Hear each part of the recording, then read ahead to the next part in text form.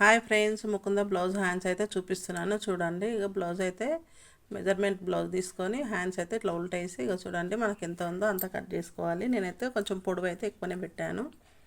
చూడండి ఈ విధంగా అయితే కట్ చేసుకోవాలి. పేపర్ అయితే ఫస్ట్ కట్ చేసుకోవాలి. ఇదైతే బ్యాక్ అండి, బ్యాక్ పార్ట్ కూడా కట్ చేసుకున్నాను. ఇప్పుడైతే హ్యాండ్స్ కట్ చేసుకుందాము. చూడండి హ్యాండ్స్ అయితే ఈ విధంగా పెట్టుకోవాలి. మనకి జాయింట్ అనేది ఎక్కడ రాదండి. చూడండి ఇట్లా హ్యాండ్స్ అయితే ఈ విధంగా ఉంది కదా, ఇక్కడ గ్యాప్ కొంచెం పెట్టాను. అదైతే కుట్లకి కొంచెం ఎక్కువనే పెట్టుకోండి. కుట్లు వేస్తే కొంచెం మనకు కరెక్ట్ సైజ్ వస్తుంది. మనం కరెక్ట్ పెట్టుకున్నామంటే హ్యాండ్స్ కొంచెం పొట్టిగా అయిపోతుంది. అందుకని కొంచెం కుట్లకి ఎక్కువనే పెట్టుకోవాలి. ఓకేనా. ఇప్పుడు ముందర పార్ట్ అయితే కట్ చేసుకోండి. వెనక భాగం వేసేసి క్రాస్ వేసుకోండి. చూడండి ముందర భాగం కూడా వచ్చేస్తుంది మనకి. సేమ్ బ్యాక్ ఎట్లాగా ఉందో అట్లాగే కట్ చేసుకోండి. నెక్ మాత్రం కొంచెం తక్కువ పెట్టేసుకోండి. ఓకేనా.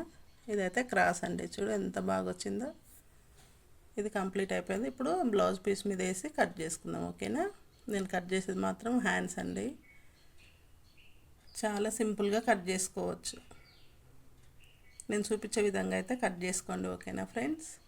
వీడియో నచ్చితే లైక్ చేయండి, షేర్ చేయండి, మన ఛానల్ని అయితే సబ్స్క్రైబ్ అయితే చేసుకోండి అబ్బా. ఇది ముందర పార్ట్, ముందర భాగం కంప్లీట్ అయిపోయింది. ఇది వెనక భాగం. ఓకేనా ఫ్రెండ్స్.